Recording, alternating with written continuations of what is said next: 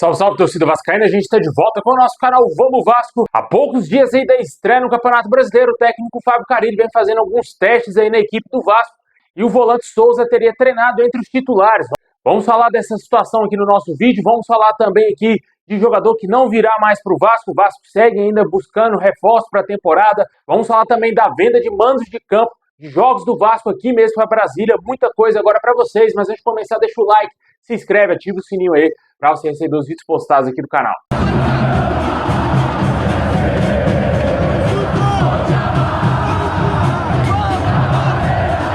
Bom, pessoal, o Souza foi a grande novidade no jogo treino do Vasco aí contra o Boa Vista no último sábado. Depois de ficar fora até mesmo da lista de relacionados na reta final do Campeonato Carioca, o volante foi testado como titular no último fim de semana, antes da estreia no Campeonato Brasileiro. O treinador Fábio Carille fez um teste diferente usando o volante como cabeça de área.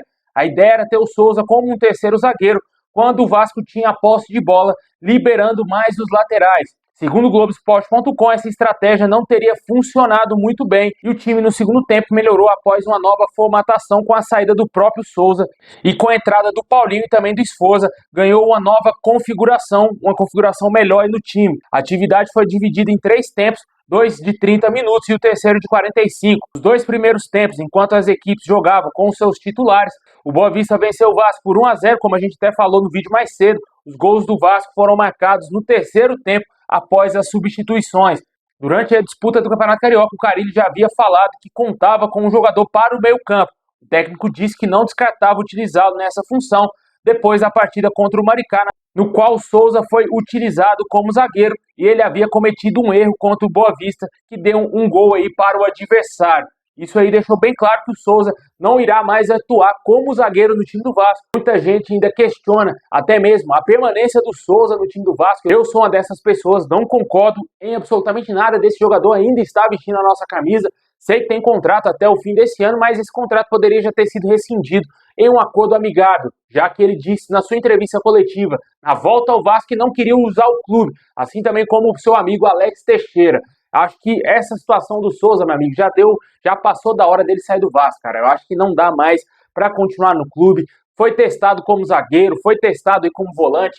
Ninguém esquece daquele jogo tenebroso que ele fez contra o Juventude. Quase arrancou fora a perna do jogador do Juventude. Foi expulso justamente porque foi uma entrada criminosa ali. Ele meio que cavou a sua cova lá no Vasco. Com certeza deu muito errado essa volta do Souza ao Vasco. Voltou no nível muito abaixo, nível técnico que desapareceu, né, cara? Ele tinha bola para jogar na Turquia, mas aqui no Brasil, cara, depois de muitos anos no exterior, ele viu que o nível técnico aqui é muito superior às ligas que ele estava atuando, né? Liga na China, lá no Catar, se eu não me engano, você jogou no Catar, jogou lá no mundo árabe, principalmente na Turquia, né? Que tem um campeonato infinitamente inferior aqui ao futebol brasileiro. E na minha opinião, o Souza deixou muito a desejar. Eu realmente esperava um pouco mais dele quando ele foi contratado. Muito mais do que o Alex Teixeira, que já tinha voltado, não tinha jogado nada.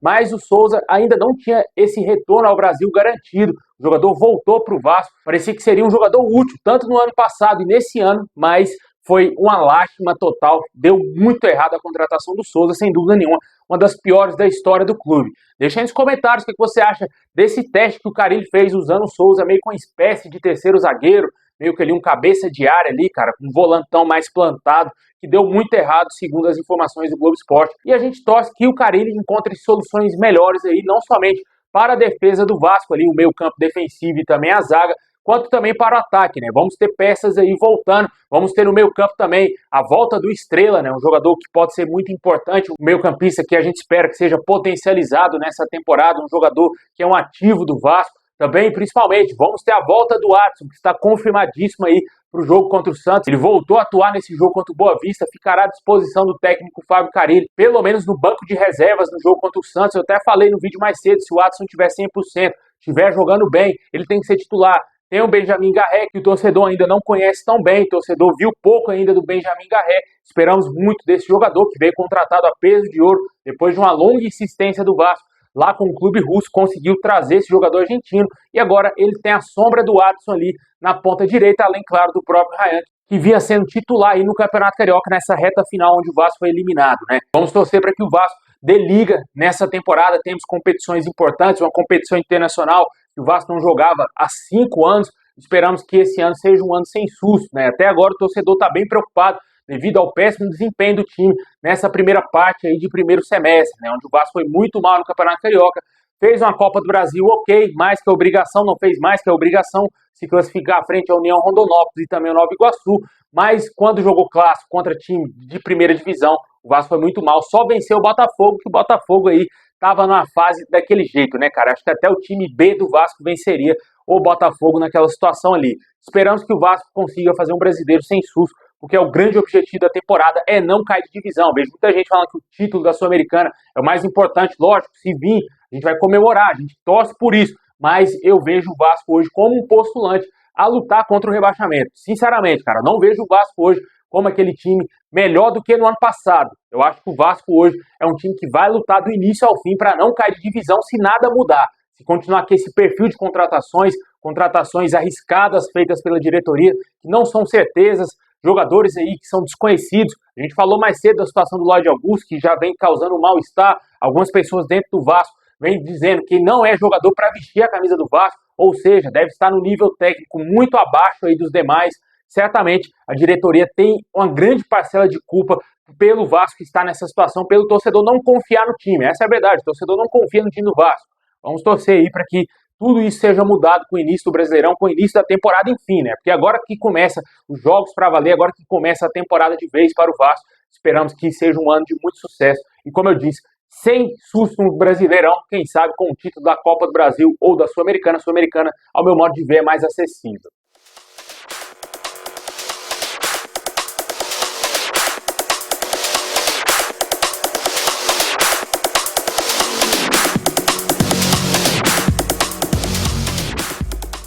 Bom, agora vamos dar um girão nas notícias. Segundo o canal Atenção Vascaínos, o atacante Brian Palacios não virá mais para o Vasco. O Vasco teria tentado novamente negociar a contratação desse jogador, porém o Atlético Mineiro negou essa possibilidade e está descartada.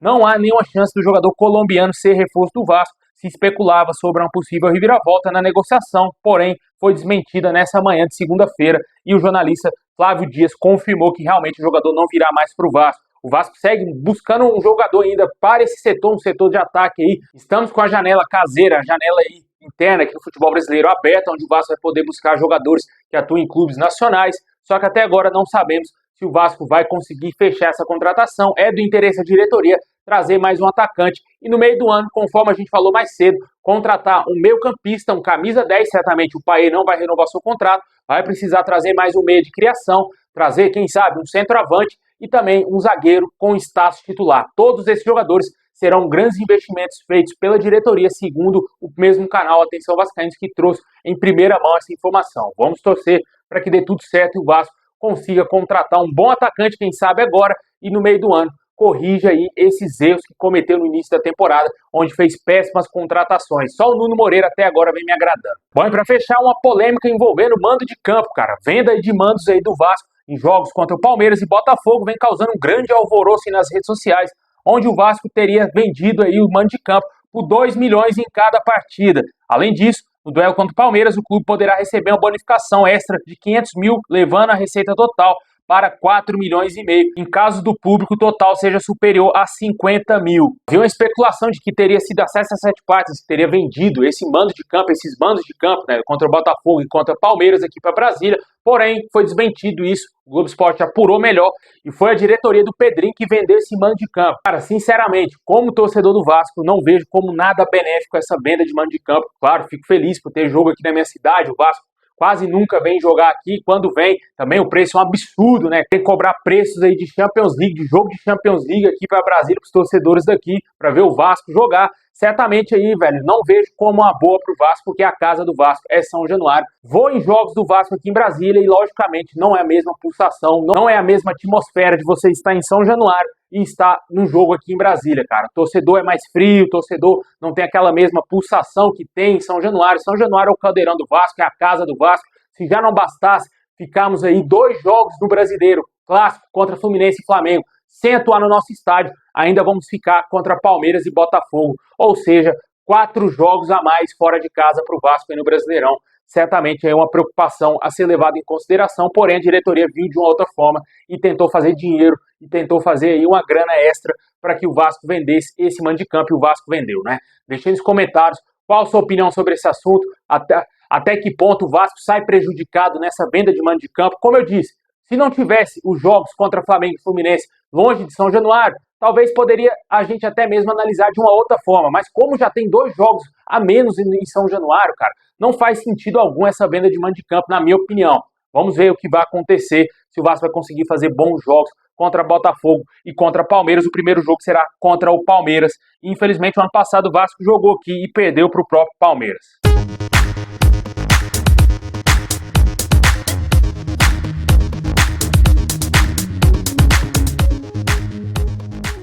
Bom, pessoal, esse é o vídeo de hoje. Valeu demais. Deixa o like, se inscreve, ativa o sininho. Tamo junto. Assim que tiver novidades, vamos trazer aqui no canal. Forte abraço e é nóis.